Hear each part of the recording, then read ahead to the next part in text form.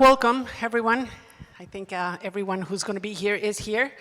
We are here to talk about carbon today.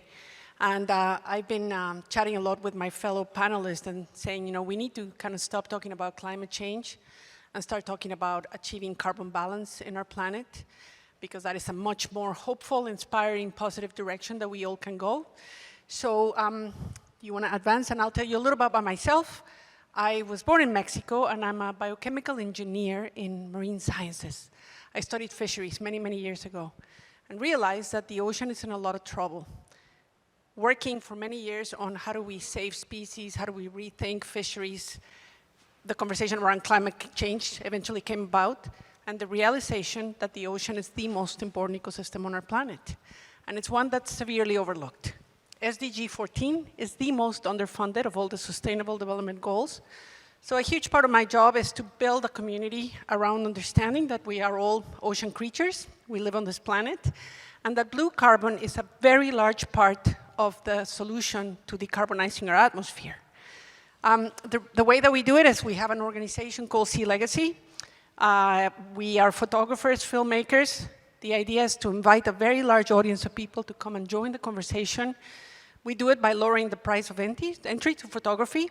And then we have only one, and this is an action hub where people can take actions on their phone, anything from signing petitions to donating to restore ecosystems. The ocean absorbs about 25% of all emissions on the planet, and that is a small amount, compared to the size of the problem, so we need to think about decarbonizing. Today, we're here to talk about how companies are starting to adopt carbon labeling, carbon literacy, and in the next 10 years, we all are going to have to become a lot more carbon savvy. So today is the first conversation. I'm going to introduce our panel. Michelle, you want to introduce yourself? Yes. Hi, everyone. My name is Michelle, and I'm the founder of Clever Carbon. I have a background in software, so I work for companies like Salesforce and DocuSign. Now, today, I spend 100% of my time focused on Clever Carbon, where we're raising carbon footprint literacy. And the reason that's important is because what we can quantify and measure, we can change, including some really hip and fun branding. We're hoping to get more people engaged in the conversation. And Emily Ewell. Hi, thanks for joining us all today. I'm Emily. I'm a chemical engineer with an MBA and an MPH, Master's in Public Health, and the CEO and co-founder of Pantys. Pantys is the leading fashion femtech brand in health and sustainability. We're best known for our menstrual underwear, and we have some samples here for you all today after the session. And for those who don't know what menstrual underwear is, it's a product that looks and feels just like normal underwear, but has a technical liner that is highly absorbent, that is anti-odor and kills bacteria as well. But we also have other products for women focused on maternity and incontinence. And we sell mostly through our own channels online and our physical stores, and select retailers like Selfridges, Galeries Lafayette globally. But we're based in São Paulo, Brazil. And above all, we're a purpose-driven company. We're a certified B Corporation. We're the only clinically approved brand globally. And we're the first lingerie brand to launch carbon labels in the world. So we're excited to share more about that today with you all. Well, it's an amazing solution. Before you introduce yourself, Sandra, can I remind you all to go on Wi-Fi, because there's going to be an opportunity for you actually to interact with this panel. Sandra Noonan. Hi, everyone. Hi, can people hear me? Yes. Hi, I'm Sandra Noonan. I'm Chief Sustainability Officer at the restaurant chain Just Salad. We're a New York City-based fast casual concept. We are the first QSR chain in the USA to carbon label our menu, and we'll be showing you that later on. We are also the operator of what we believe to be the world's largest restaurant reusable bowl program. So we are a fierce advocate for reduction of packaging waste in the fast casual restaurant industry. You come in, pay $1 for this, and you get a free topping every time you buy a salad from us. This is what caused me to join Just Salad. I am a zero waste practitioner in my life, as much as I can be, and we'll be discussing that a little more later on. Thank you. So what I love about this conversation is that it takes a bite out of the terrifying idea of climate change, which is so enormous, right? And we're thinking about it in two lanes. On one lane, we have to find a way to take some of that carbon out of the atmosphere really quickly. But on the other side, we need to figure out how do we produce less carbon. And I think we start by understanding what a carbon footprint is. Michelle, do you want to tell us a little bit about your organization, Clever Carbon? Yeah, absolutely. So we sort of look at carbon footprint, literacy, and education from two lenses. We look at it from the consumer lens, but also from the corporate lens. Today we're going to be focusing more on the consumer lens, but we essentially create really fun, engaging content to drive more attention to carbon literacy. So these are three examples of some of the resources and assets that we have. Our most important one is the quiz, and we're all going to be taking it. So our carbon footprint quiz is one of our most important assets. And then we've got our Spotify playlist as an example. So that has essentially songs that we dedicate to carbon dioxide. They're all breakup songs. So Taylor Swift, We're Never Getting Back Together, Somebody That I Used to Know. If you have a song in mind and you want to nominate it, please let me know. You also saw the Pocket Guide up there, which is a really fun resource that you can put on your phone and you can save it, and it has the carbon footprint of common items on it. So another resource that we have is the coffee menu, and I'm particularly proud of this resource because it really helps consumers understand that everything has a carbon footprint in a really non-confrontal and non-judgmental way. I actually have the coffee menu here in person, and it's live in maybe 20 different places, including coffee shops, co-working spaces. Feel free to go print it out, put it in your company. It's available in 7 different languages. And again, just a really easy way for people to understand, like, oh, a paper cup has a carbon footprint, a lid and a sleeve, and people don't really like accumulating these types of numbers. And when you understand the impact, that's really what makes the difference. So on the corporate side, we also have a program called Clever Actions, and we're going to be doing a lot of fun things for Earth Day. So be sure to follow us on LinkedIn, Instagram to kind of get involved. But essentially, it's a free program with over 80 different actions that a company can take to be more sustainable and to really embed sustainability into the company culture. And what really underpins everything that we do at Clever Carbon is our hip and fun branding. Our branding is just very inviting, it's very modern, and more people can relate to that. And again, why carbon footprint is important is because a single-use coffee cup is bad, bad. But a flight is also bad. We right now don't have the language to really quantify how much more impact a flight has on our planet than a single-use cup. So getting carbon literate, understanding our impact is going to be imperative. I completely agree. And so why don't you take us back a little bit? Let's do Carbon Footprint 101. Tell us about carbon footprint. Perfect. So all our actions have a carbon footprint, whether it's a 5-minute Uber ride, a 10-minute Uber ride, a 15-minute Uber ride. Each of those have different carbon footprints. Charging our phone has a carbon footprint. And Apple has a carbon footprint. Everything that we do, the lights here, there's a carbon footprint. And where we're getting our energy today, whether it's fuel or gas, is from fossil fuels. So we're burning fossil fuels, and fossil fuels, they naturally exist on Earth. They're around. But when we burn fossil fuels, this creates greenhouse gases that then go into the atmosphere. And there are 3 main types of greenhouse gases. There's carbon dioxide, and carbon dioxide is the most common type of greenhouse gas. Then there's also methane and nitrous oxide. Methane is generated in the cattle industry very commonly. It's 25 times more potent. There's also nitrous oxide, which is 300 times more potent, and that comes from fertilizers. And again, carbon footprint is really just a measure of the amount of greenhouse gases produced, specifically carbon dioxide, in a particular activity, whether it's an Uber ride or an individual or a company or a country. And because we all, everyone in this audience, we all use energy, we also have an individual carbon footprint. And so my friend Salia, her carbon footprint is 8.2 tons annually. My friend Theo, his is 25.7. And every day, the decisions that we make has an impact. So for example, whether we choose to have a potato, which is 40 grams of CO2, or maybe a serving of chicken, or buying toilet paper, everything has a carbon footprint. And so that kind of is the total, our personal carbon footprint is the total of all the choices and activities that we do. That's super interesting because I imagine a future when we are going to have a better idea of what our daily allowance should be, but right now we don't. So what we do know is that it needs to be less, right? And that we can be empowered to understand how much carbon is in stuff around us and the stuff we use to actually start making actions that deliver us a lesser footprint. Tell us a little more about some of the carbon footprint in things in our daily lives. Yeah. So I think a good place to start is food, right? We consume food at least 3 times a day, and it's a good place for us to start comparing the carbon footprint. So you can see here an apple on average, right? It really depends on where you live, what country you live in, but on average, it's 35 grams of CO2 per apple. Then you've got a serving of beef, which is 7,700 grams. And you have a serving of pork that's 1,800 grams. So already you can kind of see the impact of different types of foods. And if we kind of hone in on this apple here, right, this innocent little looking apple, where does the carbon footprint even come from?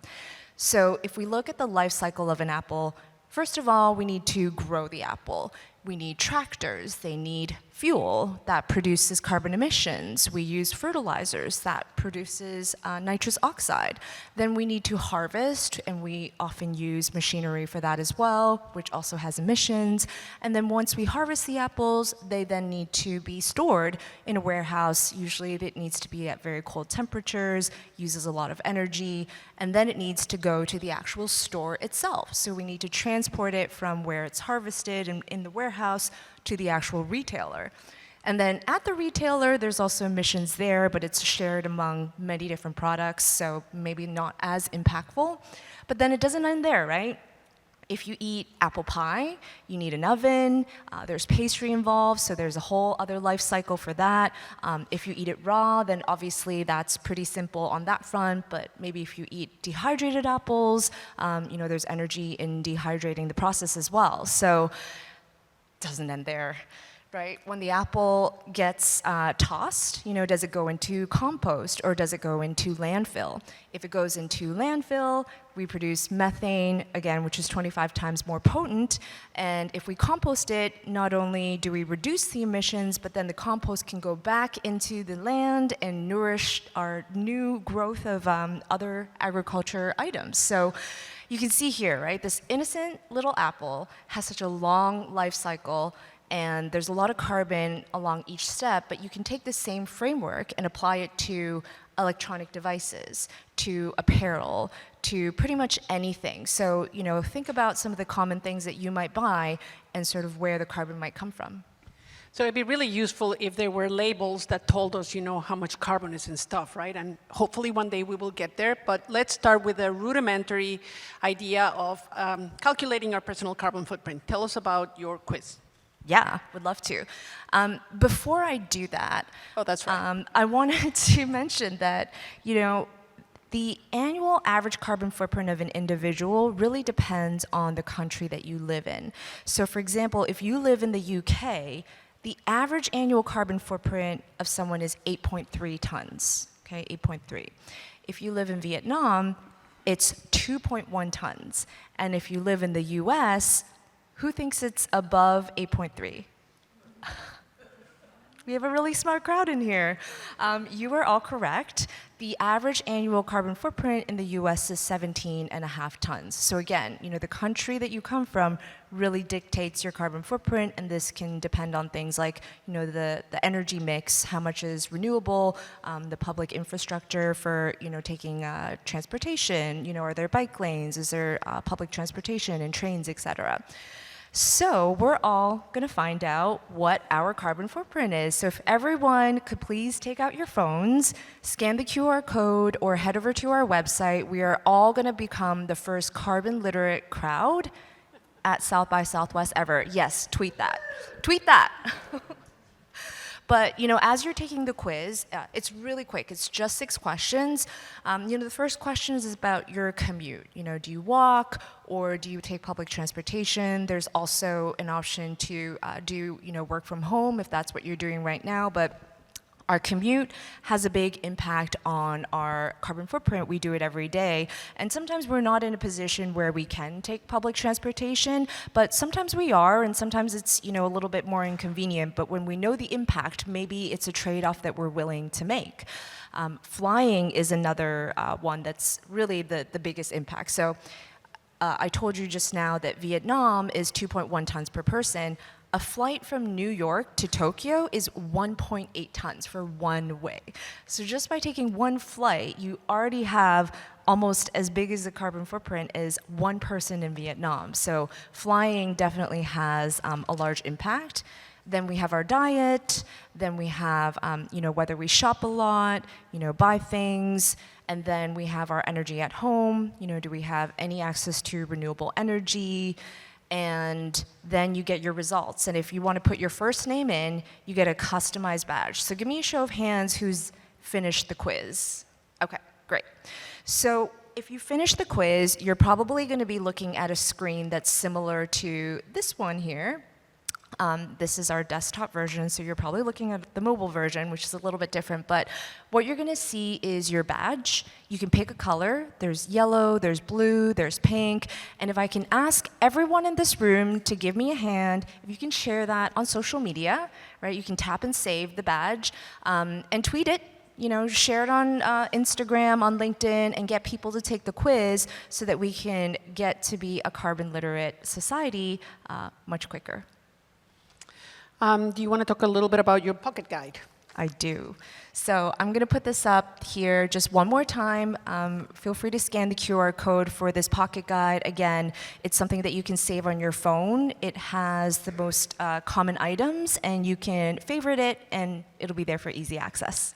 So as you can see, starting to learn about carbon is pretty monumental, but thankfully there are companies that are starting to take steps into educating us and making it a little more accessible for us to understand the carbon footprint of the things that we consume and the services that we choose every day. And it is not an easy journey, but here we have 2 amazing companies that have taken steps to start this conversation. So Emily, why don't we start with you and you tell us about Pantys. Great. So when we launched Pantys in 2017, we were really focused on being pioneers in the reuse movement and trying to avoid menstrual waste. So if we look at each woman on average uses between 12,000 to 16,000 single-use menstrual products along her life, and these products take 500 years to decompose. And since they've been around for less than 100 years, that means that every disposable menstrual product that's ever been used is still on the planet. Pretty shocking. And so that was really the first intention as a company, in addition to bringing higher quality of life for women. But we started to see that our community over time were asking more questions about the sustainability of our product. How sustainable is the underwear? What kind of materials are we using? And I think the truth is, and maybe a little taboo as well, that there's no such thing as a 100% sustainable product or a 100% sustainable company. For us, sustainability is really a commitment that you make as a company to do better, to know how you're doing and to do better, and to be transparent about that. So with that in mind, we really wanted to be able to bring more information to our consumers, more carbon literacy as well, into the environmental impact of our products. And we launched a carbon label together with a partner, Way Carbon, that's based in Brazil, to really help us understand as a company, how are we doing? And very similar to nutrition labels and how nutrition labels have revolutionized the food industry in providing information to consumers to help them make better choices, it also provides information to companies to help us do better. And so, so this is an example of our carbon label that we use, that we look at materials, production, transport, packaging, and also use and disposal, which is really important. It's the full life cycle, not just the product itself. And each of our products, each of our styles has a different carbon count. And so that allows to bring more education to our consumers and how they can make better decisions. One thing to note here, our product that has the lowest carbon label is actually our product in partnership with Johnson & Johnson that's focused on the pharmacy channel. And it's the product that's the most simple to construct. So it has the least amount of minutes used in sewing. It has the most simple and lightweight fabrics as well. So there are a lot of different, even for us, things that we were learning as we went through this process of a company. And I think taking this approach to measure, reduce, and offset empowered us to offset 100% of the products. And we became one of the first companies to have a full portfolio of carbon neutral products. That is pretty amazing. Sandra, what about your company? Sure. So at Just Salad, we're on a very parallel journey to Pantys. And as I alluded to earlier, we have our reusable bowl program, which we have done the academic work of quantifying the carbon emissions and water savings from going reusable versus a compostable, disposable salad bowl, and they are dramatic. After just a few uses, you are saving carbon, water, and certainly waste through reuse. So we wanted to be as radical with food as we are with our packaging. And so we embarked on the same type of journey. We took every item on our menu and we looked at the life cycle analysis research on every ingredient, and we calculated that into a carbon label. And we launched these during Climate Week 2020, and they are on our menu today. And in our app, if you are ordering a salad, you can do a few things. We're really trying to incorporate the carbon label into your eating experience and helping you use carbon labels as a decision-making tool for your diet if you so choose. So there is a climatarian dietary filter along with other lifestyle choices like keto or gluten-free.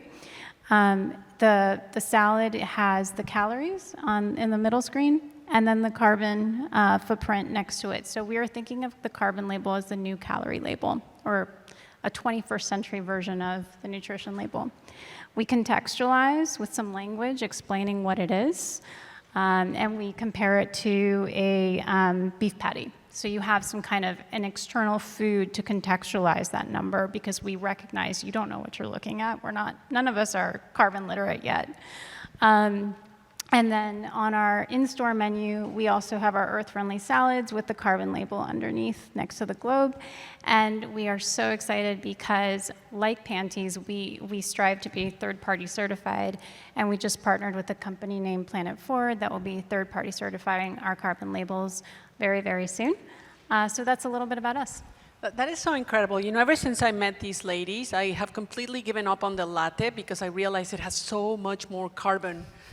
It's an intensive drink, so black for me. I can imagine that there's a lot of curiosity about what the process. Emily, do you want to illustrate for us a little bit what the process is like to even start here? Absolutely. So I think that for any company that's interested in launching a carbon label, the first thing that you should do is assign a resource, find out who's going to lead and champion this project, and make sure that it's something that, understand that it's something that affects every aspect of the business, from sourcing, from production. And so it's not just something that's a marketing or communication tool. It really is, you need to have somebody that understands and can go into every aspect in detail.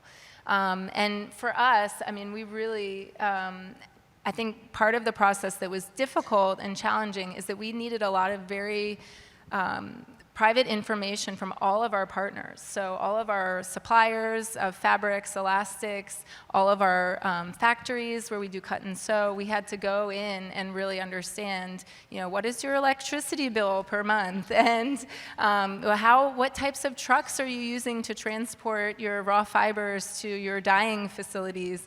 And so it takes a lot of information, but a lot of effort too, and partners that are also committed to make that happen. And for us, I think really inspiring them and taking them along that journey of why we're doing that was a really, really important step to make sure that that we could get there and make that happen. I would love to hear just a little bit from you, Sandra, for the process for you, because it's quite different, right? You're the founder of the company, you are a senior sustainability official, and you probably need to be a champion for this cause within a company, right? Yeah. So for Just Salad, carbon labeling has involved gaining intimate knowledge of our supply chain. And it's also unearthed some really big insights for us. We realized that only 10% of our salad's carbon footprint on average comes from food miles, from transportation. And that is a very important thing to highlight because as a company, it influences how we talk about food and how we engage with our customers on how to reduce your impact. Sure, we source locally whenever possible, but it is really more important if we are trying to reduce the carbon footprint of the food system, which accounts for 26 to 30% of global emissions, to talk a little less about local these days and more about shifting diets. How low can you go on carbon has very little to do with transport and much more to do with the composition of what is in your food. Even our vegan menu has rice. Those are not our lowest footprint items. Rice is a high carbon footprint food relative to other grains. So if you want to be a climate smart eater, and that means just going as low as you can on carbon, and that may not be your values, but if that's what you're in the mood for today, to be a climatarian, it just unearthed for us that there's a lot more nuance to the conversation about eating sustainably than we even ourselves realized. So I think I would highlight that as one key finding. See, I find this so empowering, and it takes so much of the fear away, just knowing. Is this something you can do in-house in a company? Sandra. We started in-house. We used, there are publicly available databases that estimate in a peer-reviewed and very peer-reviewed fashion, very rigorous fashion, the carbon footprint of a food item. I would not recommend doing it in-house. It was a labor of love, and it was zero budget, right? As a restaurant during the pandemic, you're not flooded in money for sustainability initiatives. But now we have partnered with Planet Forward on third-party certification. You really still have to understand your business. You know, we had to tell Planet Forward what percentage of our restaurants are composting because that affects the carbon footprint of your menu. As Michelle was saying, the end of life is, you know, so I think the best way to go is with a partner if you can. I see this as such a big business opportunity. I would love to know, I mean, tell me if you were able to do it in-house, but then I'd like to know how your customers have responded to this. Yeah, no, I think for us as a fashion business as well, you know, fashion is one of the top 10 industries that is polluting the world today. And I think there's a lot of risk around greenwashing. And so for us, it was really, really important not to do a self-assessment. And we came in from the beginning saying we really needed a third-party expert to help guide us through that journey and build that methodology because it's such a new space that I think there can be a conflict of interest there if you say, this is my carbon footprint, but we did the analysis and, you know, we don't really know what we're doing. But our product is definitely more complicated than food sourcing in Just Salad's instance. But, you know, in terms of the community reaction, I think carbon literacy is very low. And so I think that the reaction was positive and, you know, curious. But I think that a lot of people aren't aware that everything really does emit carbon, whether it's an email, whether it's, you know, you opening up your phone and checking Instagram. And so I think we had to bring a lot of education to help customers understand what we're trying to do and why we're trying to do it, and that it's really about transparency. It's not about good or bad right now, and that, you know, these are numbers, but it's about being transparent and being committed as a company. And I think that, you know, we launched in 2020 our carbon label, and so it was in the middle of the pandemic as well. And there's never been a moment where people have realized how interconnected our health is with the health of the planet. And so it was a good time for people to kind of wake up and take a look at this as something that's important.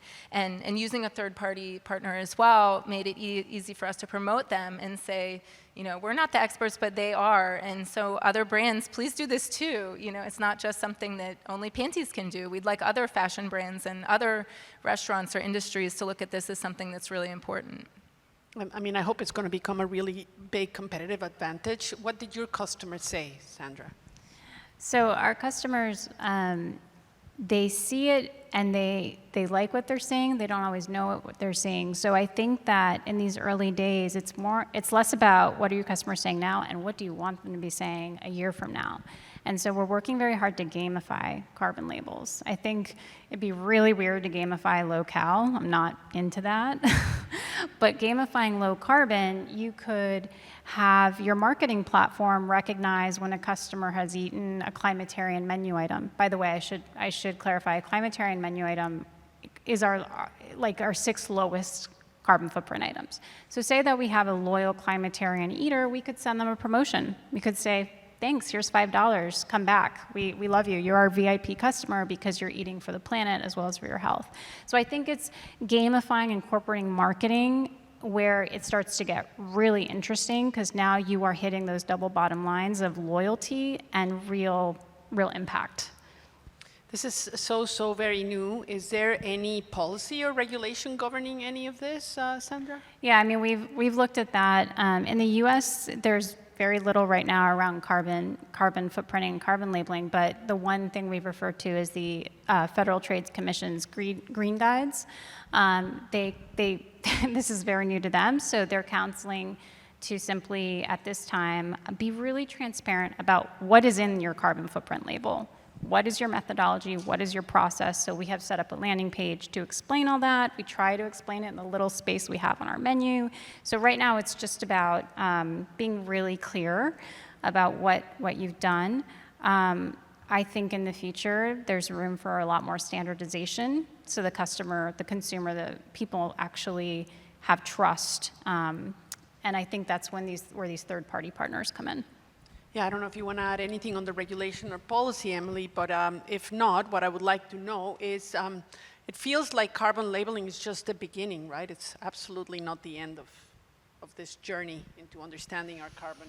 No, absolutely not. I think, for us, understanding how we're doing as a company and what our production process, what that actual impact is essential for us to focus on reduction. So it's not just enough to say that you want to be a sustainable company or you want to have an environmental impact, but I think that companies need to have metrics and need to have goals to actually reduce their environmental impact. And being in the menstrual space and focusing on reusable products, which already has a huge opportunity to reduce impact in the environment, I think that it is just the first step. We hope that customers are going to take this as well and really understand, well, how much carbon does a tampon have, or how much carbon does a pad have that's over 50% plastic, and then how many am I using of those, and what kind of impact? So it's really, I think, the beginning of us being able to bring higher awareness to our community, and I think it's going to revolutionize the consumer behavior for sure. What do you think, Sandra? Yeah, I think the next step for us would be to allow you to offset the carbon footprint of your meal, or we offset the carbon footprint of your meal, and to continue. I know I keep saying it, but gamifying and making this fun and relatable, and also a daily carbon footprint quota. Like what? It's an existential threat. Like, why is the FDA giving me a 2,000 calorie baseline for how many calories to eat, but I'm not getting any guidance from anyone on what my daily carbon quota is? I just think we need to be 21st century in our way of thinking about these things. And so for me, it's like, please, someone tell me that. So I try to reduce, but especially in fashion and in food, you really, we're in the dark. Yeah, and I think we all can use our voices to demand from companies that we consume from to just ask the question, how much carbon is in this? There's companies who already know, or at least they're willing to give it a good try. What advice would you give to companies that are interested in entering this space, Emily? So I think for companies, the first thing is just to take a step, to decide that it's important as a company, and assign somebody responsible for this to really look into carbon labeling and see how you can make that happen, whether it's through a third-party partner, whether it's through publicly available information. That's an amazing first step for companies to even understand how they're doing and where the emissions are coming from. In Pantys' instance, for example, we were shocked at how much of our carbon label and carbon count came from use.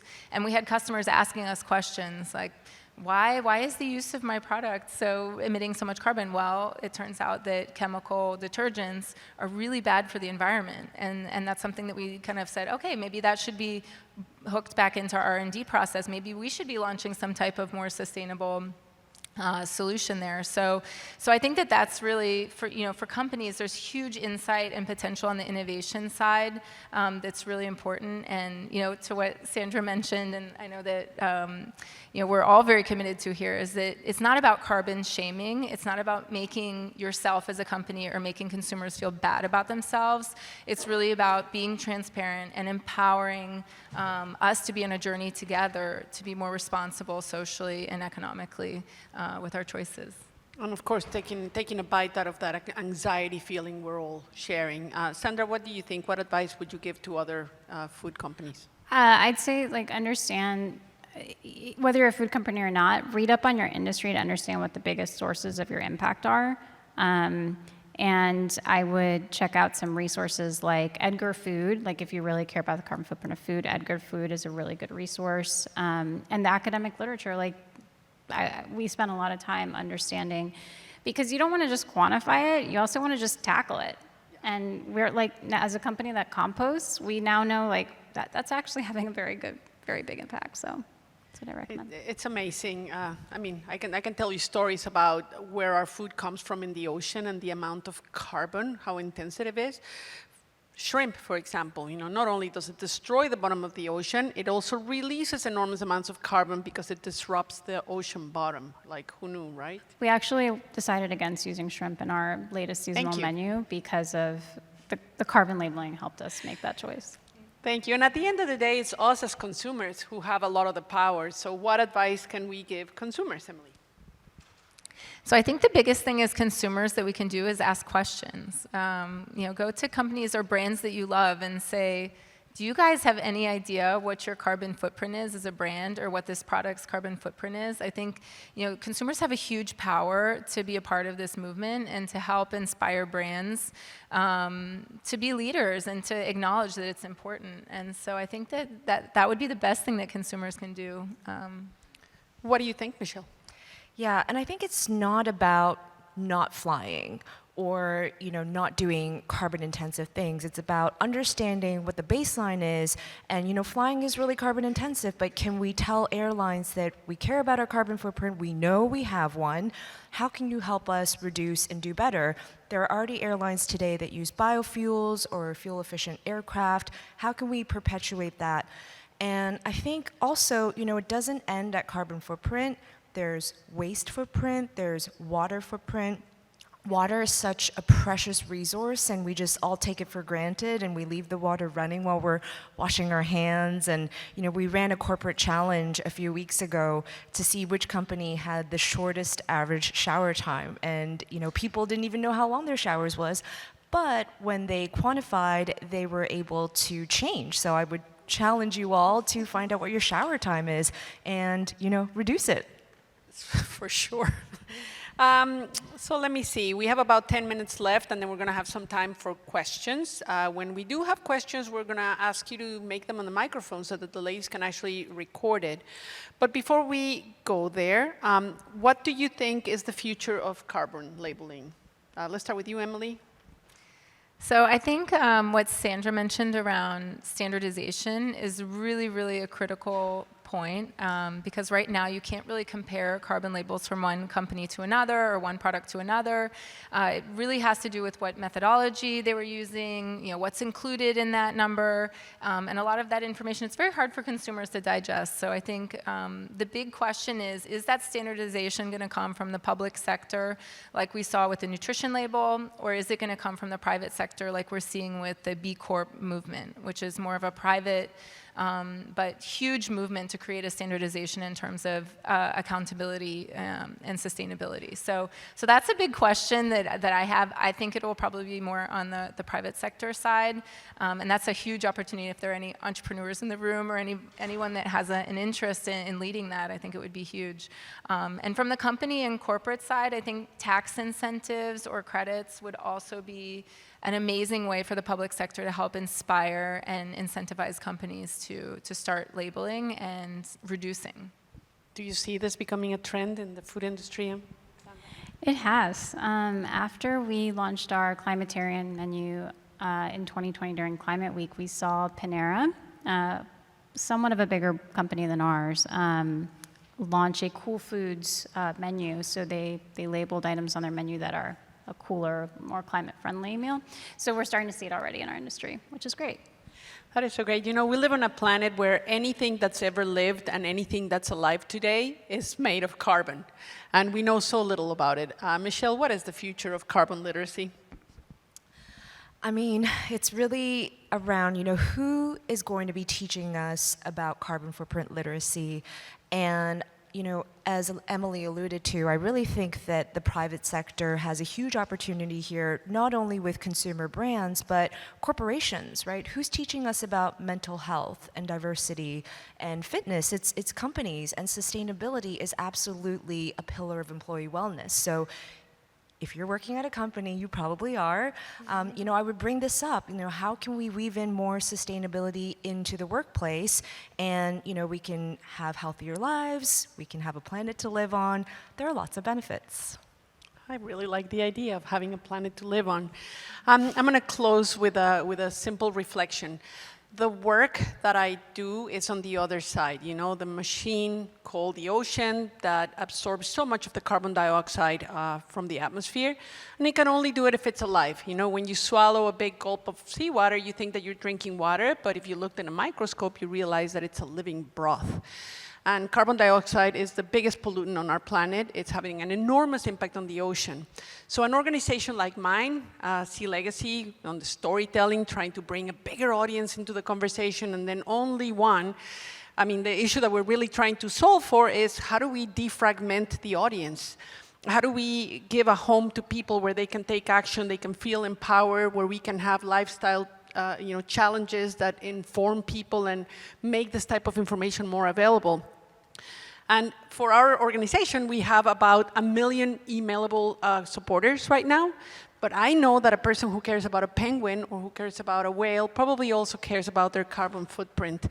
And so if you would like to join our movement, please head to only.one and sign your name to our newsletter, become one of our monthly donors. We put all of the money that we get donations from our small dollar donors into the restoration of ecosystems like mangroves, which are 4 times more efficient at absorbing carbon dioxide than any terrestrial ecosystem, or protection of seagrass, or the protection of whales, because who doesn't like whales?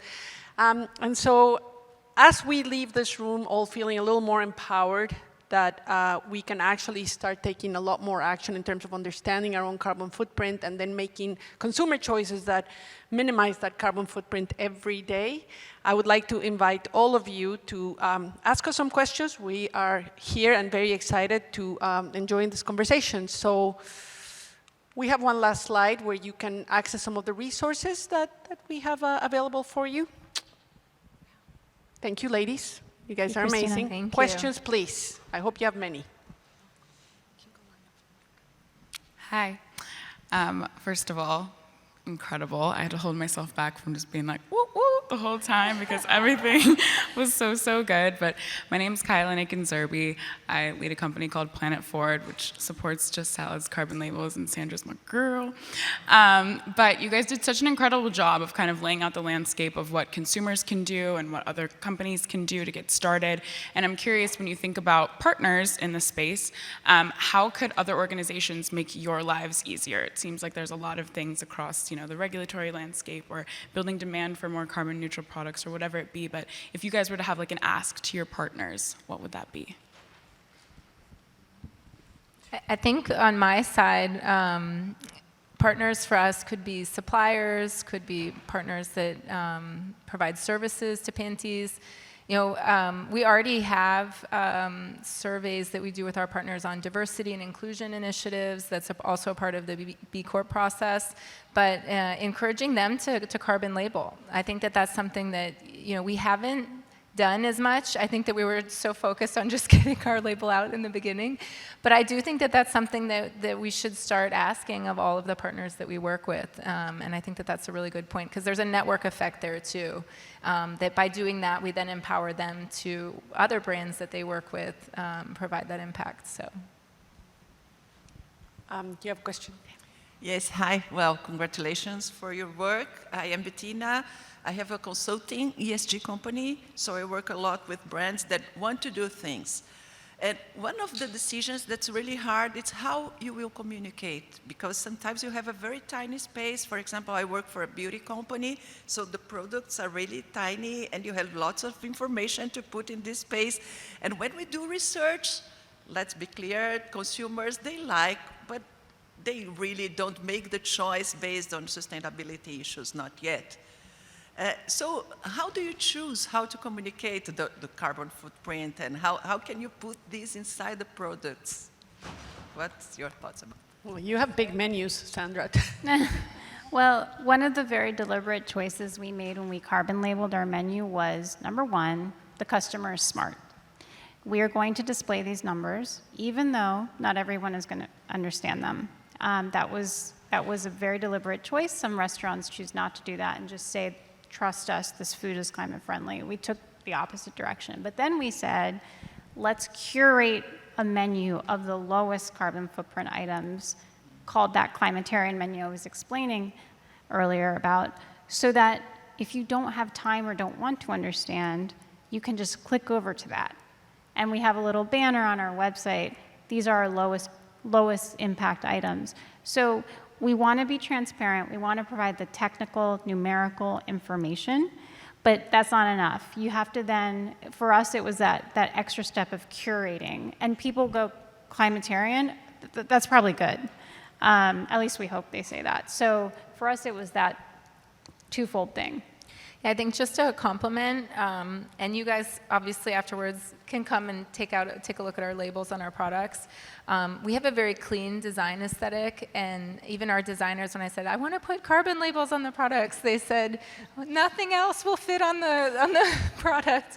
And so, but our label is, you know, a good size. I mean, it's about, you know, a sixth of the back of our packaging. So for us, it was really, really important to say this is a priority. And that, you know, we need to make sure that we'll take other stuff off. You know, like we'll put it on the website. But this is so important that it needs to be one of the most important pieces of information that we have on the physical product when they receive it, that they're looking at it. So. I want to add one more thing too. So there is a beauty brand called Coco Kind, and they sell at Whole Foods, and their sustainability label is very large. It takes up a huge portion of their packaging. So it's really how much they prioritize it. And, you know, right now it's kind of a point of competitive differentiation is that they actually did dedicate it all this space. So I would invite you actually to look at the Coco Kind carbon label. It's also very excellent. Who would like to see a sample of Pantys? Do we have some that we can pass around? Yeah. Thank you for your question, Tina. Yes. Thank you. Thanks so much for the great session. My name's Hannon. I'm the CEO and founder of Aero. We're an Aussie startup, as you can probably hear from my accent. But we help fashion companies and consumers to enter the circular economy. Being here at South by Southwest, I noticed just how many people were wearing company merch.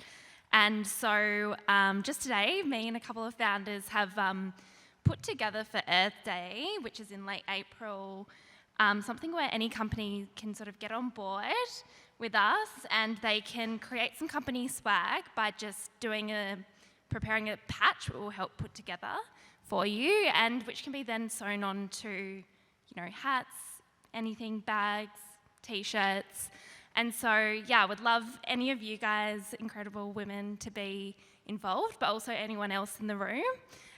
We've just set up a landing page, and it's re-merch.com, so would love for anyone to be involved if you'd like. But also, question for you guys is, you know, I can see that you've come up with a lot of great partnerships, and I'd love to understand more about how you've approached that here in, you know, the US market. That is really clever. Can I ask you to talk to me before we leave? I'm interested. Yeah, sounds great.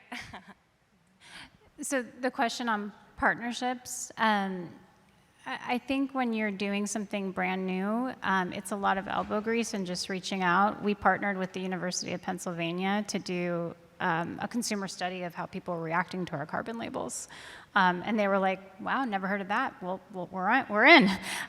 So it's a lot, the novelty is really beneficial with brand partnerships. With Planet Forward, our third-party verifier, we just found them. They found us. So some of it's just lucky. Yeah, our partners are super important to us. I think also as a brand, you kind of attract what you put out. Yeah. And so I think as a brand, we always look to partner with companies that have very similar values to us. We've done a lot of collaborations on the product side. So large fashion brands, lingerie brands, Johnson & Johnson is also a partner of ours, that we have a line of products with them. And every partner, it's more difficult than doing something by yourself. Every process, whether it's doing a photo shoot or developing a product, it takes a lot more work. But I think that there's a huge opportunity, especially as a brand that's committed to sustainability, to be part of a movement of the rest of the industry. And so, for example, one of the partners on the fashion side that we work with, we said, oh, well, we have carbon labels. Is that something that you guys would be interested in putting on this new product that we're developing? Or we have, sizes that go all the way up, that actually go beyond the sizes that they typically carry. And we said that's really important to us, that we have products for all women. And we know you don't carry these sizes typically, but we need you to carry these sizes for our collaboration. And so it's a part of there's an education piece, I think, in partnerships that's really important, especially as brands or companies with purpose. I think I want to echo that, obviously. And at Clever Carbon, we help brands tell their sustainability story. And so, for example, we have a partnership with Pantys where our quiz lives on Pantys' website. And when that employee or customer takes the badge, the quiz, they get a badge that is Pantys branded. If you go on our Instagram, you'll be able to see it. It's very cute. And people post it and share it on Instagram. And not only does it promote brand awareness, it also promotes carbon literacy. We have a similar partnership with a company called Ether. They make diamonds from CO2. Modibody as well, another great apparel company. So partnerships are really how we're going to spread the word and accelerate this. We have about 10 minutes left, so enough time for everybody to ask a question. I'll try to be fast, if I can lower this just a bit. So thank you so much. This was a session that really gave me life. So my name is Vivian Tai. I work at GS1 US, and we are a not-for-profit organization behind some of supply chain's most used standards. So you mentioned it earlier, but there's a need for standardization because among all the trading partners that you have, you need to have a common language, some kind of interoperability, accountability towards that, right? So I wanted to know, would you be willing to work with us? Because the stuff that we do, you interact with on a daily basis. We're the barcode people. So I feel like there is a very natural synergy here. I didn't even know that you were doing all of this until today. So yeah, I wonder how might we get in touch? Yeah, we should talk after the session. That sounds great. I'm glad it was a eureka moment for you. Thanks for that. Hello, my name is Priyanka. I am a product manager for Whole Foods on Amazon, and I particularly work on catalogs, so I'm already thinking how I can incorporate some of these learnings onto the platform. But one of my biggest challenges is that for any of our badges, whether it is source for good or anything like that, we particularly rely on our suppliers to give that information. And you mentioned that you often have to ask questions like, what is the electricity bill and stuff like that. But on a scale that Whole Foods operates, I was wondering if you had any tips about how to reach out to suppliers to make it a win-win situation on both sides to provide that information. So I think that's where persuasion and negotiation skills are really important. It's really hard to get people to do things that may take them a lot of time and energy, and they may not have any incentive or direct reward for that activity. So I would really focus on relationship building with your suppliers and bringing them along that journey. In our case, because our product directly has a sustainable purpose and benefit, it was very easy for them to see why this would be a next step for us. And you know, we had to kind of warm them up and say, this is what we're going to do, and you know, we want you guys to be a part of this. And then when we had our partnership with Way Carbon, then we came back with the request list of, you know, 1 million things that we needed from them, and being persistent, but also, you know, encouraging, oh, if we need to, we can come to the facility and we can meet with your finance team, or we can meet with your accounting team, and we can help you get this information. This isn't something that you have to do necessarily by yourselves. And we're fortunate that most of our suppliers are local, and so that we can actually try to directly manage that relationship with them. But you have to use those soft skills, I think, really to make that happen. Yeah, I do not envy your task, but I think to build on what Emily said, offering a reward at the end has been helpful for us. Like, if you give us your patented or trade secret recipe for this ingredient we use, in this case, I'm not thinking of an apple, I'm thinking of like something, a brand that we curate for our salads. We might feature you in our climatarian menu because we think the salad your product's in is going to be low carbon. Isn't that cool? Yeah. So I know that's not perfectly applicable to your case, but No, that actually helps a lot. We just use a site merge team as a lever to say that we'll put you in the spot if you just provide that information. right, Yeah. again, it's that curation Yeah. that has helped us a little bit. Thank I you so also much. think, Priyanka, like, getting your suppliers to be carbon literate is a good start. Probably most of them aren't today, so having them take the quiz, and you likely will not be the first person who has asked them this question, and so the more they sort of get these inquiries in, the more inclined they will be to have this data. And in the future, like in a couple of years, maybe even 2, we'll have software like ERPs that will essentially have this data that can, through an API, just update everywhere. But in the meantime, also, we don't have to be perfect. We don't have time to be perfect. We just need to be good. So if you've got, you know, a certain percentage, you can use assumptions, right? Yeah. Thank you so much. Yeah. Great question. Hi, thanks so much for this wonderful panel. My name's Enoch. I work for Toyota Boshoku, so we're a tier 1 interior supplier in the automotive industry, so please don't boo. And yeah, I think it's really important because, as you mentioned, a lot of automakers are trying to reach certain goals by 2030, 2050, but a lot of that work depends on, you know, who those suppliers are, and we also depend on our suppliers for raw materials. So, you know, getting that accurate information of how much carbon each step of the manufacturing process takes is really important. So, definitely on board, and we have to do a lot better job because transportation is such a big polluter. My question is more in terms of kind of making these numbers tangible. I think, you know, definitely 7.4 tons is better than 1.8, but I think a lot of times for things that might be a little bit difficult to relate to, and we'll say like, oh, it's about the size of 4 football fields or the size of an elephant. I was wondering if you have anything that's maybe a little bit more relatable instead of just like pure numbers or something like that. So I get this question a lot. And, you know, let's say we have a food that's 500 grams. Anyone know how many football fields that is, right? Like, what we need is 2 things that we can compare side by side. And right now, we don't have that, right? Like, my sneakers versus Emily's sneakers, like, what is the comparison between that? I just don't think that there is one metric like, oh, it means charging your phone like 10 times. It depends, right? Like, your outlet, your wattage, like, there's so many different things. I think what's most important is having 2 similar items or 2 items of apparel being able to compare that. And as our carbon literacy grows, we understand like, oh, 5 grams versus 500 grams is significant, just like we understand $5 versus $5,000 is, you know, significant. So right now we just don't have that literacy, we don't have that understanding. But once we do, I think we'll have that knowledge. Any journey begins with the first step, and I feel like we're at the beginning of a very, very interesting journey together. Please help me thank our incredible panel. And if, oh, there's more questions. We only have 1 minute left. Okay.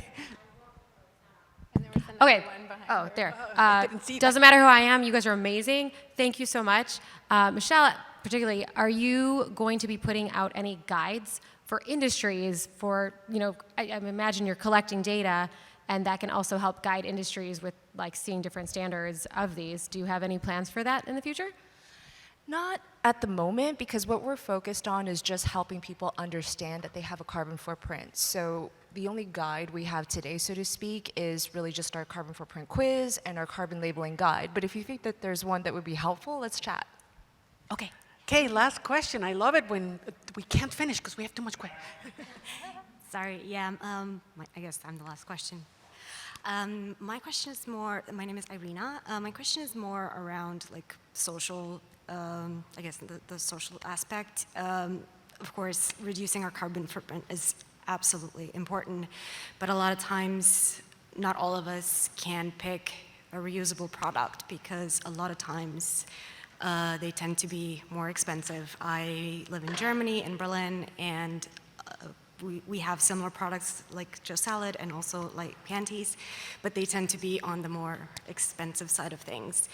And I'm wondering if you think, and this is not a loaded question, but I'm just wondering, do you think it'll be possible in the near future to reduce the cost, but also like address the carbon footprint situation, like to make sure that we all participate in reducing our carbon footprint in spite, like regardless of our socio-economical status?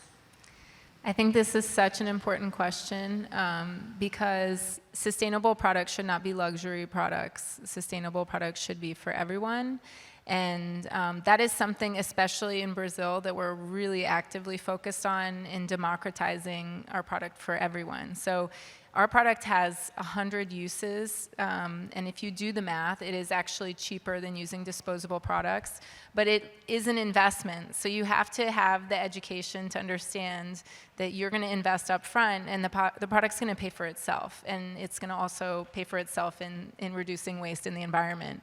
But that is something that we're currently working on, like a cost per cycle or a cost per use, you know, things that they can compare directly to single-use or disposable products.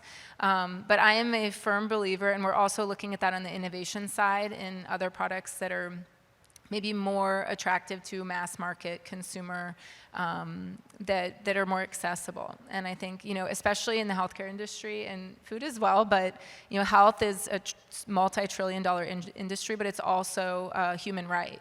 And with that, as a company, we take a lot of responsibility to make sure that our products are accessible.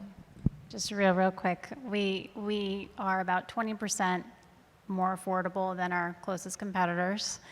So we do strive to be that, and this is a cost-neutral program. We make no money off of selling you the dollar reusable bowl for what that's worth. We've been approached by very she brands that want to put their bowls into our stores, and we'll certainly think about it, but we are cost-neutral on this and just want to make it available. So it's a very complicated question what you're asking, and a very important one. That's my shortest answer possible right now. Any other questions? All right, with that, oh, there's one, yes.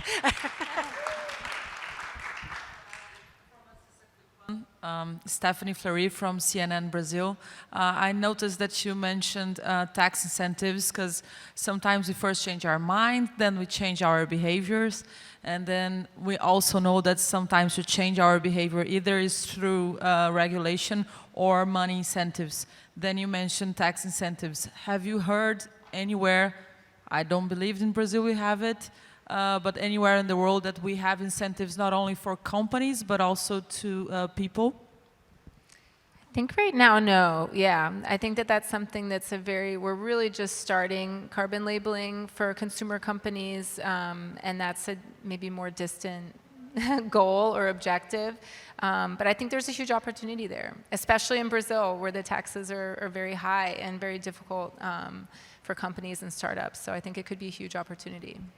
And there are cap and trade sort of programs in Europe, so companies can, if they don't emit a lot of carbon, they can sell that to another company. So there's incentives at a really high level, but at the consumer level and at the smaller company level, not yet. Yeah. We'll get there, though. Anyway, thank you, ladies, and thank you all for coming, for hanging out. Really appreciate it.